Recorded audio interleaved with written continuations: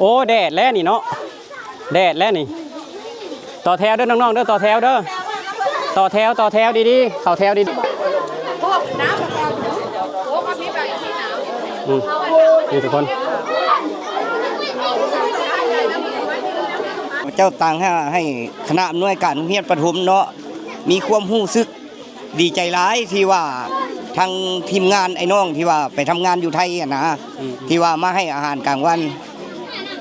เป็นต้นแมนขั้วมีบ่น้ำดื่มบ่สุดกีฬาอย่างต่างๆเนาะบาดเตะกระโต้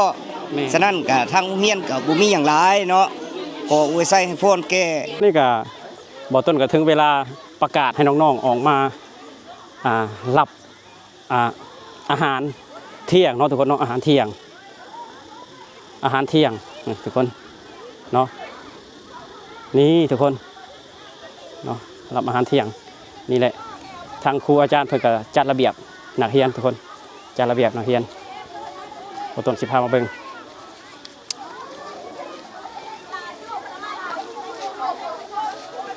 โอ้แดดแล้วนี่เนาะแดดแล้วนี่ต่อแถวเด้อน้องๆเด้อต่อแถวเด้อต่อแถวดีๆเข้าแถวดีๆเข้าแถวดีๆ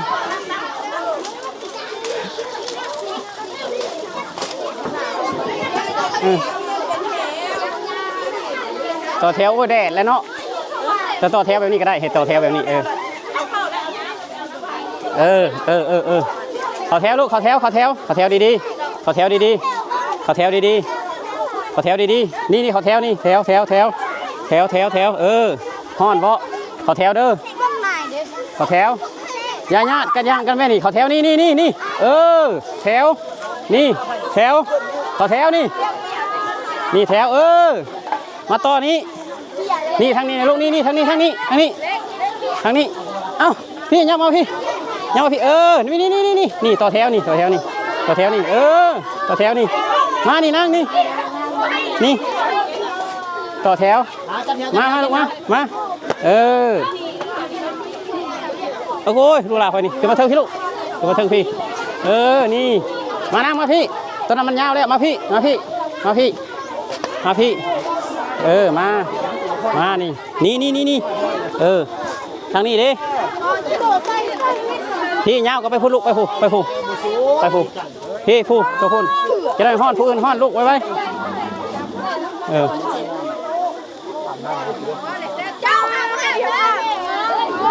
คือเอามาอีแน่ผู้ให้น้ำมันสิบท่านน้องๆเพิ่นฮะเอามาหลายๆคนเนี่ยซอยกัน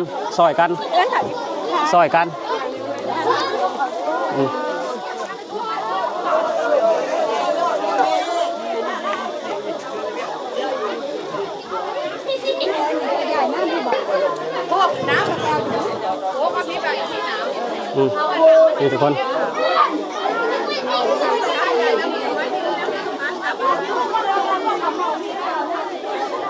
ฮะบ่มีบ่อันนี้บ่ต้องมอบมีเสื้อผ้าคอยสิมอบให้อาจารย์ต่างหากเสื้อผ้าอันนี้ไปให้น้องๆเพิ่นเพราะว่าฮ้อนน้องๆเพิ่นฮ้อน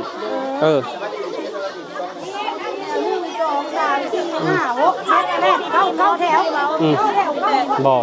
มีแต่สิมอบอย่างเดียวเพราะว่าน้องๆเพิ่นฮ้อนเอาเพื่อความสบายใจที่สุดเอาครัวจ่าที่เจ้าเก้าคนนี่เก้าแถวนี่มาหน้าใหญ่นี่น้ำยืมกะ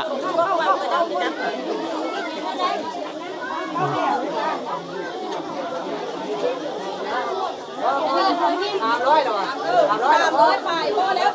น้ำดื่มเจ้าใหญ่นะคนใหญ่น้ำดื่มครับอาจารย์เอาเด้อให้เป็นระบบระเบียบไปลูกเด้อใจเย็นๆได้ทุกคนได้ผู้ละก้องหลังจากได้เข้าขั้วนี่แล้วให้ย่างอ้อมบัดพุ่นกินน้ำโอเคป่ะใจเย็นๆโอเคเนาะแต่ก้อนที่หับนี่อาจารย์ขอเสียงขอบใจดังๆขอบใจเพื่อน1 2 3เกือบงามอันนี้ซ้อมซื่อๆเด้อลูกเด้อซ้อมซื่อๆยังบ่ทันเอาจริงเรื่องว่าสิขอบใจครับพี่เนี่ยมันจะเก็บเจ้าบ่ได้ทุกคนบ่นี่แหละก็ถ่ายคือกันเลยถ่ายแล้ว าผู้ประกาศมันยังวีดอยู่ อืม ก้าวกันบ่ ฮะ บ่ก้าวบ่สัมภาษณ์เพิ่นกันบ่เป็นอะไร ก็แล้วแต่เนาะสัมภาษณ์เพิ่นก็แล้วแต่นะ หรือว่าให้เพิ่นอวยพรจังนั้นกันบ่ แบบเพิ่นอยากเว้าหยังอยากขอบคุณขอบใจบ่หรือจังไดหั่นนะ ถ้าผู้นึงถ้าผู้ประกาศเพิ่นอวยพรให้ผู้ สนับสนุนเนาะสนับสนุน แล้วแต่เขาจะสนับ โอ้ได้ห้องได้เลย เอาละเจ้าทำขอบใจเพิ่นเนี่ย พี่มาทางนี้เด้อมายืนทางนี้เด้อ เชิญทั้งหน้า ทางหน้าพี่เด้อเออ ต้องก็ได้อาจารย์ บ่ค่อยก็ถ่ายเพิ่นก็ได้สองคนเลยนะ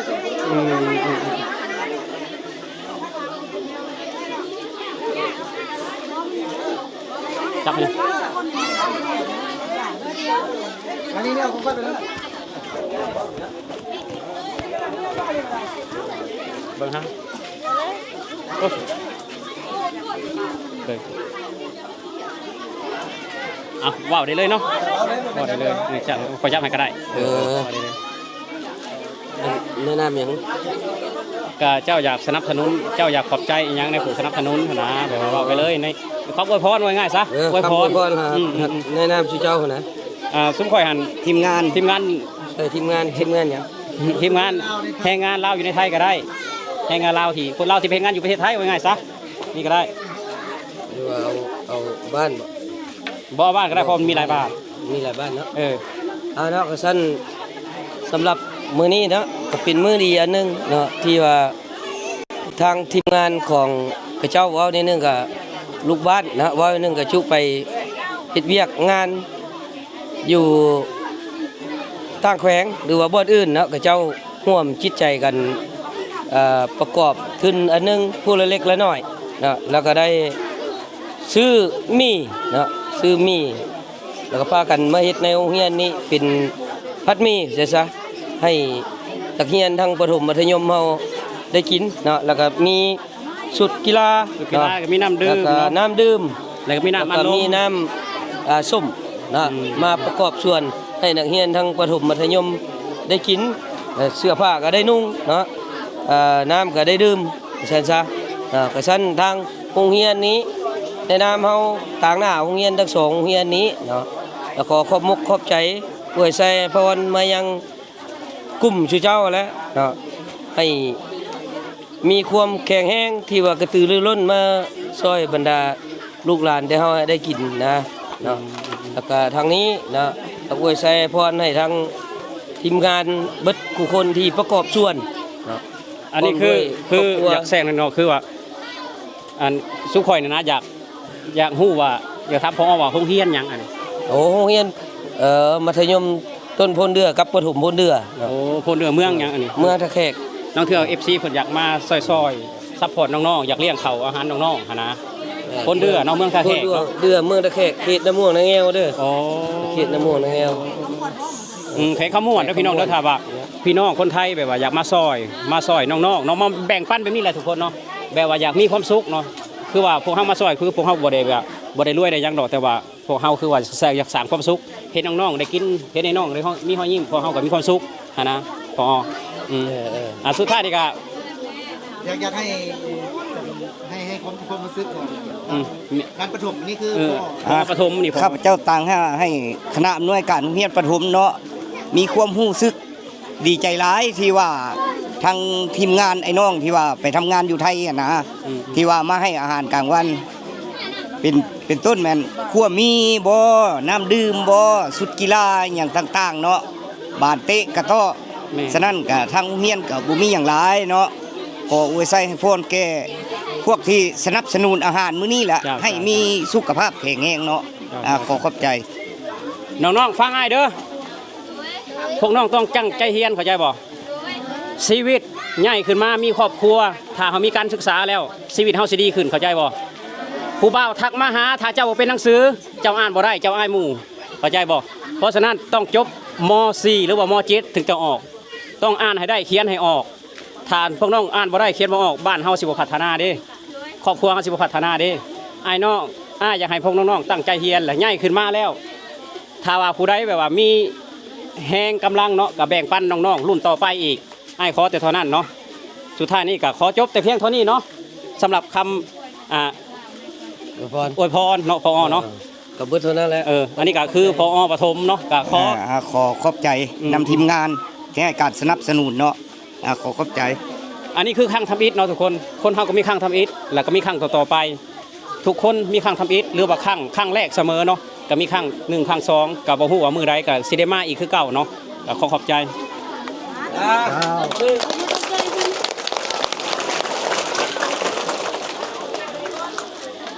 ขอเสียงดังๆเริ่มเลยเนาะดีใจว่าที่เพิ่นมาให้ดิขอบใจเพิ่นดังๆดิอีกบาทหนึ่งอีกบาทหนึ่งพ่อยายมีแล้วล่ะใจเย็นๆเด้อเพื่อนละคนมาดิมาดิ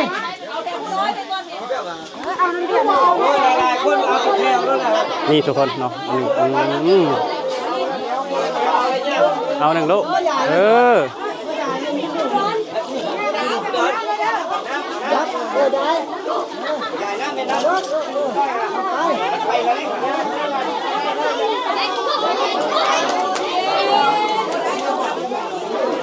เบิ้งบ้านน้ำอยู่นั่นนี่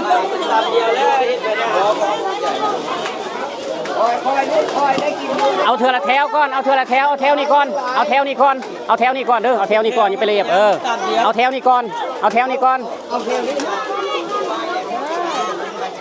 นบลูกนบผู้ใหญ่ให้คล้องต้องนบเด้อลูกเด้อ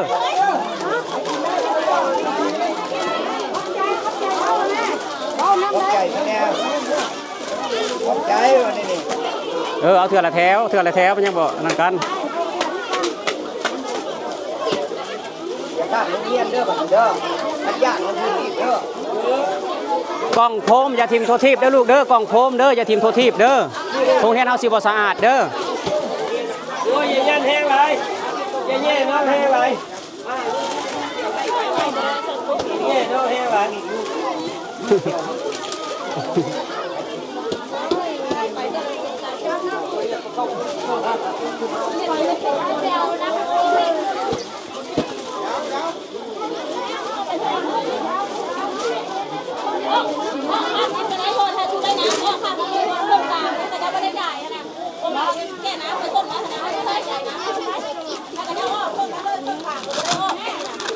ย่าเนี่ยย่าชม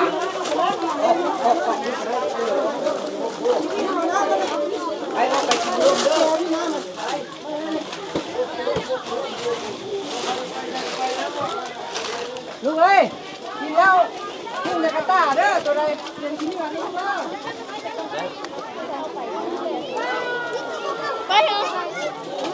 ทันกันอยู่บ่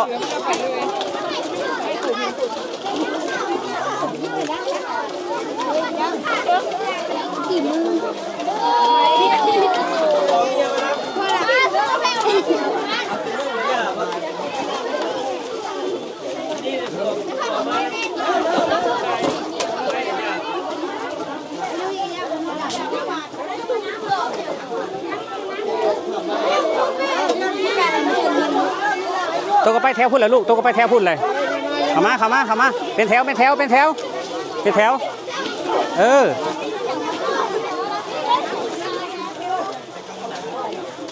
้ใดยังบ่มีน้ำมาเอาน้ำเด้อผู้ใดได้แล้วก็ออกไปลูก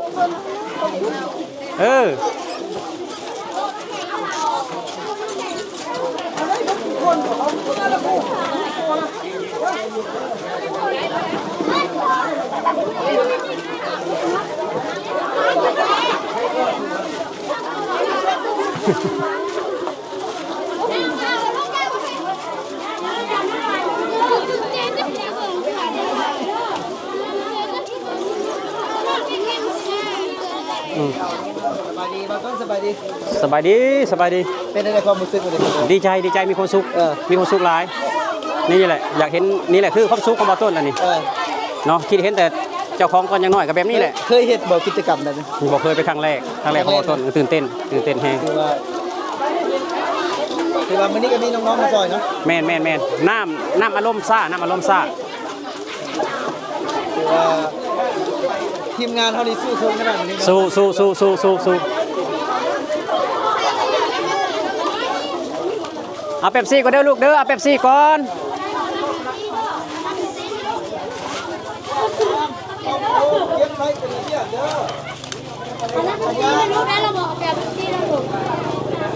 น้ำอารมณ์จากซ่าหนึ่งน้ำอารมณ์ อยู่คนหลายเนาะ อันนี้คือน้ำอารมณ์นะทุกคนเด้อ นี่คือยังหลายอยู่มันน้ำมันเบิดบ่ ฮะ ช่วงนี้คือยังหลายอยู่ยังเงี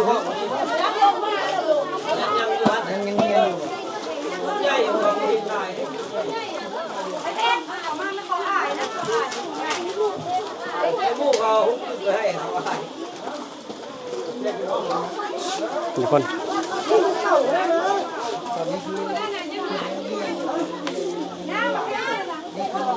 เอาไปส่วนหนึ่งแล้วปฐมก็ได้แต่เพิ่มได้แต่ว่า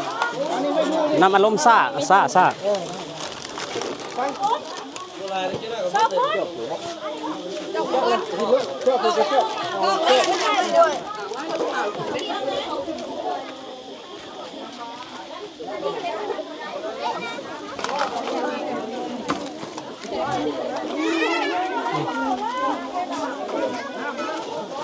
โอ้ยเจ้านั้นอย่าง ได้ลองไปลูกได้ลองไปผู้อื่นเขามาเจ้านั้นอย่างอ้วนนี่ขี้นี่ขี้แล้วนี่ขี้แล้วได้ลองมาลูกได้ลองมา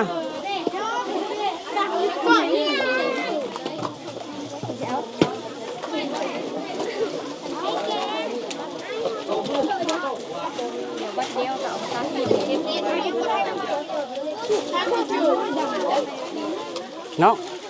เอาจอกตักเอาเลยนี่เย็นเอาเลยเย็นเอาเลยแบ่งกันเลยเนาะยืนทางลุ่มพี่กาตั้งน้ำแข็งมาแล้วแบ่งกันเลย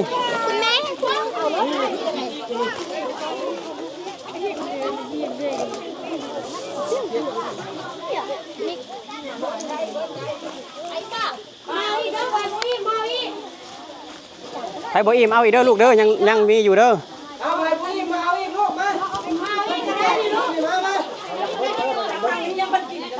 กินก็ไม่ได้เลยกินเมื่อเลยเอาไปเดี๋ยวเมื่อกินเมื่อยังไม่เก็ตนี่เมื่อผักน้องนี่ นี่ถือว่าฟังน้องวะลูกถือว่าฟังน้องเมื่อฟังแม่โอ้อย่าเมื่อฟังแม่มาอย่าเมื่อฟังแม่มาเอาอย่าเมื่อฟังแม่เอามักกล้าแบบนี้แหละดิเอามาไปเอาลูกเอาเลยจับมาเลย กินเขาเนาะก็เหลืออยู่เนาะเหลือจนแบบว่าเหลือคนจนเอาเมื่อฟังแม่เอาฟังแม่เขาไปเอาเลยลูกเดี๋ยวเขาไปเอาเลย ยังนี่จะคนกับชมแม่เพิ่มเลี้ยงแล้ว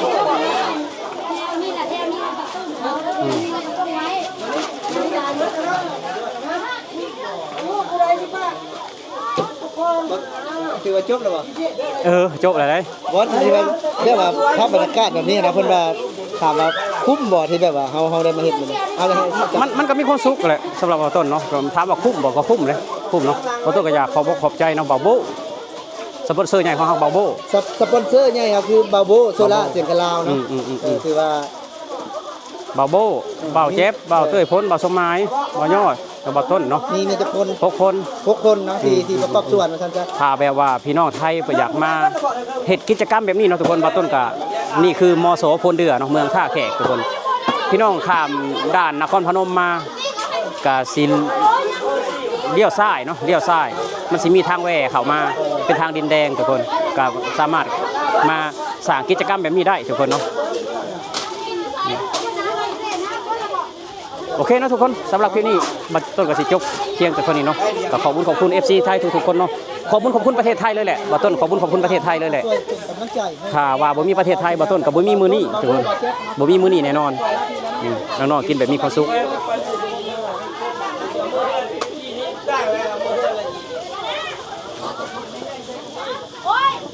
ทุกคนนำอารมณ์กันจังเลยหลายอยู่